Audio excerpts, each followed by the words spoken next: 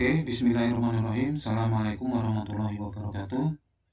Mari kita lanjutkan mengenai FIR filter design yang sudah kita bahas pada video ke-10.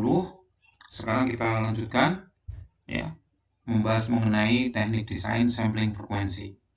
Jadi sambil saya rangkum, pada video sebelumnya kita sudah membicarakan mengenai 3 hal, yaitu pendahuluan, ya, kemudian sifat-sifat dari filter FIR yang fasenya linear, dan satu teknik untuk mendesain yaitu menggunakan window design teknik ataupun teknik desain menggunakan bantuan window ataupun jendela yang bermacam-macam ya. Ada Henning, ada Hamming, ada Square, ada Gaussian, dan seterusnya. Nah, berikutnya ini pada video kali ini atau video kuliah kali ini kita akan meneruskan mengenai desain filter FIR untuk teknik desain sampling frekuensi. Baru kemudian nanti kita akan melanjutkan ke video berikutnya, yaitu teknik desain equiripple optimal. Nah, teknik desain sampling frekuensi itu didasarkan ataupun ide dasarnya itu adalah menggunakan low pass filter. Ya, ide dasarnya adalah menggunakan low pass filter. EJ omega, maaf ini pangkat ini. Harusnya ini E pangkat J omega. Nah, kita pilih panjangnya M, kemudian kita sampling low pass filter ini pada M equispace, frekuensi M equispace antara 0 sampai 2pi. Jadi teknik dasarnya ataupun ide dasarnya adalah kita sudah diberikan low pass filter ya. Kemudian kita pilih panjangnya M, kemudian kita sampling dengan M pada 0 sampai 2pi. Nanti kita perhatikan pada ilustrasi berikut.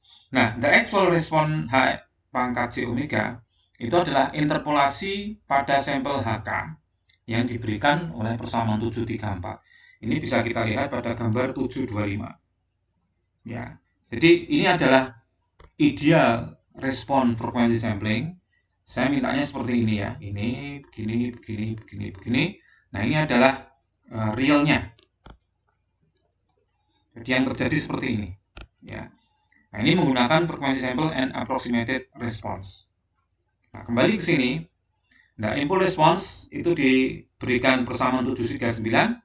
Kemudian step yang sama ataupun langkah yang sama kita gunakan untuk frekuensi selective filter. Jadi yang kita sebut menggunakan sampling frekuensi itu karena kita minta bentuk dari responnya itu seperti ini gitu loh, bukan bentuk lain gitu ya. Sehingga yang terjadi sebenarnya adalah seperti ini. Nah, ini yang perlu kita perhatikan adalah kita minta sampling frekuensinya seperti yang di sebelah kiri ini ya. Kemudian nanti akan kita dapatkan approximation-nya seperti ini. Jadi ini yang kita sebut sebagai teknik desain sampling frekuensi atau frekuensi sampling desain teknik. Nah, di sini dengan cara seperti ini, maka masing-masing dari persamaan itu bisa menggunakan 733 ini. Ya, 733, dan sebagaimana tadi disebutkan kita menggunakan 734 karena kita sampling terhadap M. Ya. Ini tadi yang dikatakan the interpolation on the sample HK diberikan oleh 734. Nah, ini 734. Ya. Dengan HK itu adalah E pangkat J2pi K per M, di mana hanya itu 0 adalah untuk K sama dengan 0 hanya 0, sedangkan untuk H, M minus K itu nanti mengikuti nilainya. Nah, untuk linear phase filter kita dapatkan HN seperti ini. Nah, maka di sini untuk tanda positif itu tipe 1 dan tipe 2, tanda negatif untuk tipe 3 dan tipe 4 linear phase filter. Maka dari persamaan ini kita bisa menurunkan dari 734 ya. Di sini ya, dari 734 ini akhirnya kita temukan itu, kita dapatkan ini 735. Ya. Di mana hanya itu dinyatakan dengan 736. Sehingga dengan demikian fasenya itu bisa ditentukan dengan 737 dan 738 masing-masing untuk tipe 1, 2, dan untuk tipe 3 dan 4 itu menggunakan persamaan 738. Nah, ini yang perlu kita garis bawahi ya, terkait dengan teknik desain sampling frekuensi yang berhubungan dengan FIR filter design ataupun filter FIR. Jadi desain daripada filter FIR. Nah, oke. Nah, teknik desain sampling dasar itu juga perlu memperhatikan mengenai beberapa ralat. Yang pertama adalah approximation error ataupun ralat approximation. Itu perbedaan antara respon ideal dan aktual. Ya, ini ya. Nah, ini. Idealnya ini. Real atau aktualnya ini. Ini yang perlu digarisbawahi. Nah, kemudian ralat aproksimasi pada semua frekuensi lain bergantung pada bentuk respon yang ideal. Artinya makin tajam ini, makin tegak lurus itu makin bagus. Ini makin seperti ini itu makin bagus ya. Kemudian ralat yang lebih besar di dekat tepi pita dan lebih kecil di dalam pita.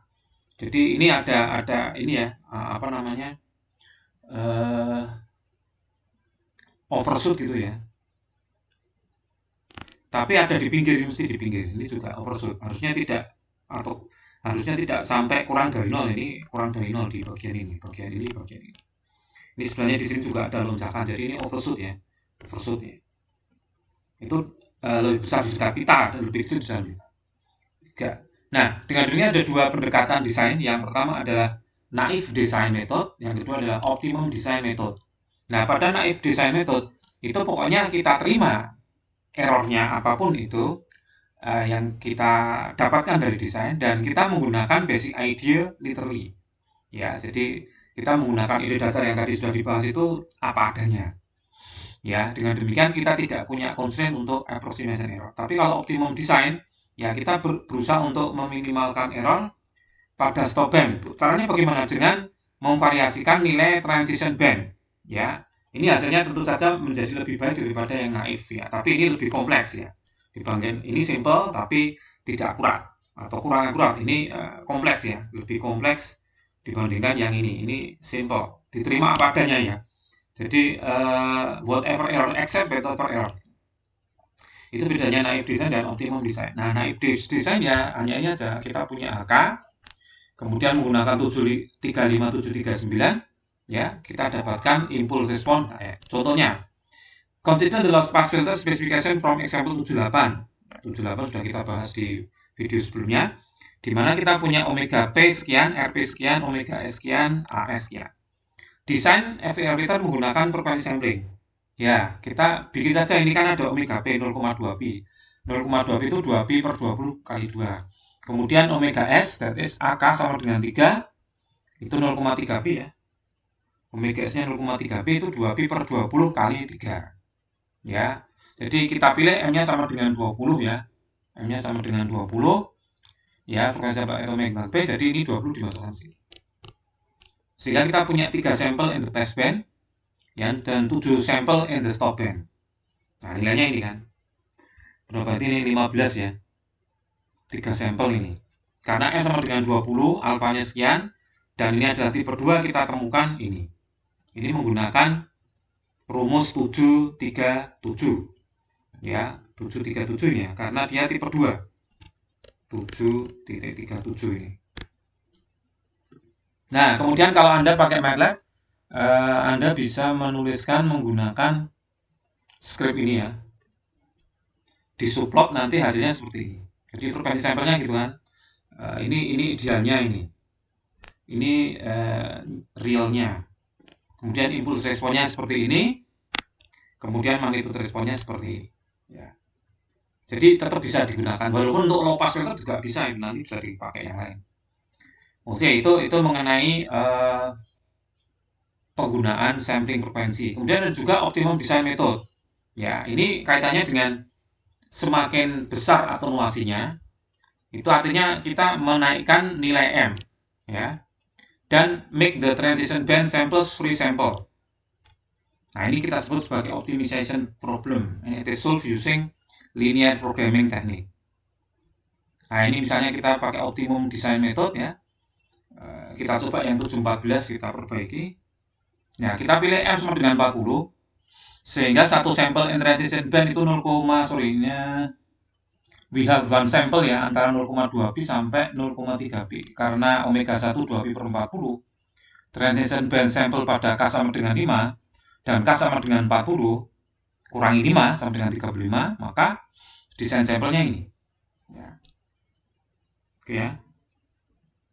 Kemudian karena alfa 40 kurangi 1 bagi 2, 19,5, maka sampelnya kita temukan ini.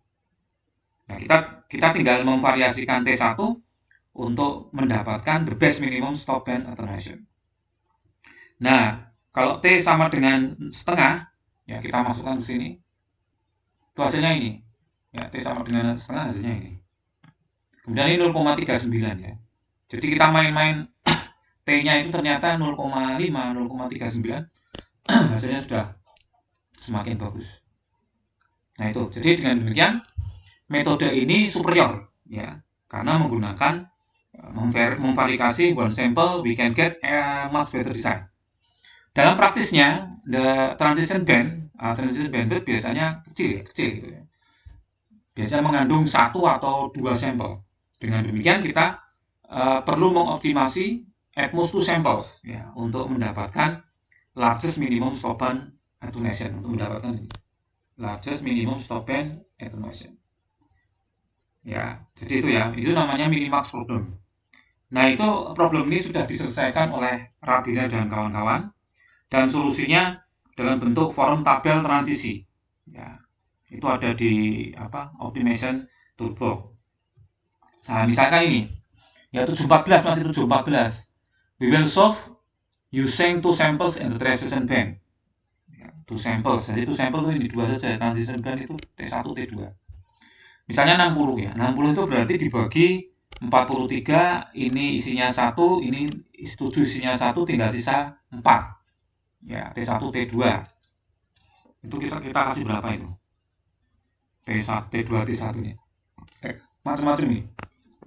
Ya, T2, T1-nya seperti ini. Dan the time and frequency domain plot harus itu ya. Jadi T1, T2-nya kita isi ini, hasilnya sudah berbeda, 0,59 dan 0,109. Ya, itu sudah cukup ya. Nah, contoh 717. Ya, kita punya lengkap ini, yaitu menggunakan band pass filter. Ya, lower stop bandnya sekian, lower pass bandnya sekian, upper pass bandnya sekian, upper stop bandnya sekian. Jadi band pass itu kan gini. Ya, lower stop band ini ya. Kemudian lower pass band ya. Berapa itu? 0,35 ya. 0,65, 0,8. Jadi sekian, sekian, dan sekian. Oke, berarti kita pilih 40. Kalau 40 itu berarti setiap transisi ada 2 ya. Karena optimum design kita isi 2 titik setiap transisi. Kita pilih T1, T2-nya seperti ini. Ya, itu bebas itu. Tapi kita bisa pakai tabel ya. Nah, ini hasilnya. Ya, bagus ini ya. Ini terus menjadi ini. 718 high pass filter. Sama ya, M-nya kita isi tipe 1 kan 33 ya. Ganjil, maka di sini ini 11 titik, 8 titik, dan 10 titik. Ini high pass ya. Kita isi T1, T2. Sama seperti sebelumnya. Nah, maka T1, T2 seperti ini ya. Hasilnya itu. 719, 33 poin digital differentiator berdasarkan ideal diferensiator dari 731 di 712 ya. Nah, ini ya maunya seperti ini. Hasilnya yang di lengkung-lengkung ini ya. Kemudian adalah impulse responnya ini. 720 itu menggunakan transformer digital Hilbert transformer 51 titik. Ya, 51 titik itu bisa Anda lihat ya. Menggunakan amplitudo nilai H-nya ya. Ini K sama dengan 0, yang negatif ini, yang positif ini. Ya, karena ini adalah tipe 3 ya, seperti yang kita ketahui, diferensiator ya. Jadi hasilnya Hilbert transformer itu jadi hasilnya ini. Yang di titik-titik ini ya, terus yang titik-titik ini kan yang diinginkan, tapi ternyata hasilnya gini ya. Ini juga. Nah, kalau Anda menggunakan MATLAB itu ada yang namanya VER2. Ya. VER2 itu cara penggunaannya seperti ini. Jadi dia punya 3 parameter ya. 3 parameter. N itu ordernya, jadi M dikurangi 1, kemudian nantinya akan menghasilkan impulse respon di H. Kemudian ada yang namanya magnitude respon F, ya, dari F dengan M. Ya. Vektor F itu merupakan normalized frekuensi in the range 0 sampai 1, di mana 1 itu terkait dengan pi radian per sampel. Sedangkan the first value F itu harus 0, and the last value harus 1. Kemudian vektor M itu adalah sampel yang diinginkan. Ya, the sample of the desired magnitude response and the value specified in F.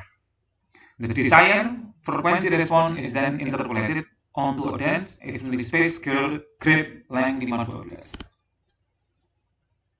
Nah, ini contoh yang lebih. Jadi ini N, FM, kemudian ini bisa dilengkapi dengan jendela. Jadi digabungkan dengan jendela.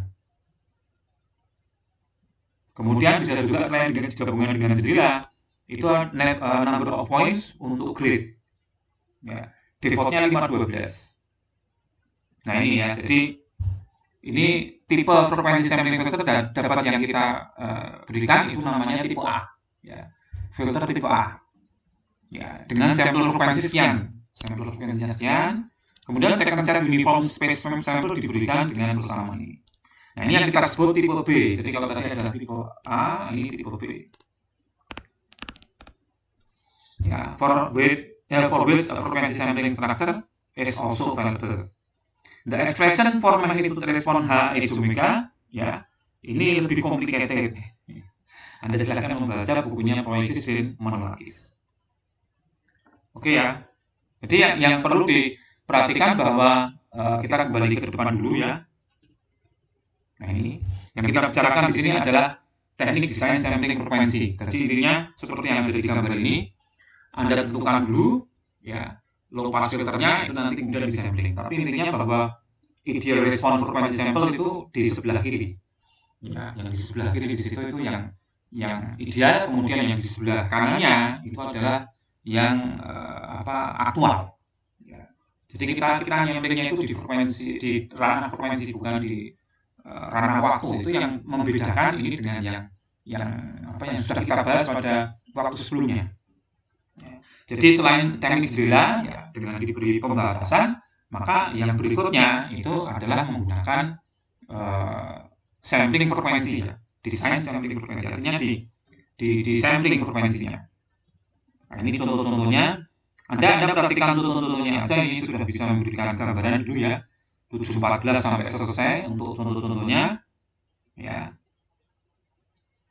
Ini juga cara menggambarkan ataupun cara menuliskan skrip MATLAB juga tolong diperhatikan gitu ya. Ini M-nya, ini alfanya kan sudah tahu ya. Ini sekian. Nah, ini HRS, ini HDR, ini WDL. Ini adalah ideal amplitude respon sampel. Jadi di sampel 1, kemudian 0. Ya. Jadi kita sampling dulu ya. Kita sampling. Kemudian kita bulatkan K1 dan K2. Kemudian untuk sudut itu hasilnya ada anghe sama dengan minus alfa, koma alfa kali sekian. Ya. Kemudian kita kalikan HS dengan sudut menggunakan angular H. Realnya ini kita IFT. Oke, yang lain saya kira sama itu ya. Nah, ini makanya di sini ada amplitude respon dan magnitude respon. Ini kita sampel ya, gitu. Nah, yang lainnya kan berarti dia harus ada dua titik di sini. Ya, K1, K2. Teknik yang lain yaitu yang optimum design method ya. Itu menggunakan ini kan cuma satu ini cuma satu sisipan. Ya, pokoknya nilainya di antara 1 sampai 0 gitu ya. Tapi jangan 0, jangan 1 gitu. Ini juga yang ini ya ada dua ini ya. Ada dua, T1, T2. Itu pokoknya pas transisi itu kita suplik 2 sampel. Kalau tadinya 1 sampel, ini 2 sampel. Ini juga 2 sampel. Ini juga 2 sampel. Nah, ini 2 sampel. Nah, itu yang perlu Anda perhatikan ya. Sampai 720 dan 7 berapa itu? Hilbert transform itu 720. 719 itu diferensiator. Nah, di dalam signal processing toolbox MATLAB sudah ada fungsi VER2. Ya. Oke, saya kira itu yang bisa saya sampaikan untuk optimum design method ya, dan juga sampling frekuensi design method. Nah, berikutnya kita akan bicarakan optimal equitable design teknik ya, yang masih terkait dengan FES. Jadi ini saya bagi menjadi yang kemarin video 10, ini 11, 12 dan studi kasus di 13. Baik, terima kasih. Kalau ada pertanyaan silahkan berikan di komen ataupun di grup kuliah kita yang biasanya. Terima kasih. Assalamualaikum warahmatullahi wabarakatuh.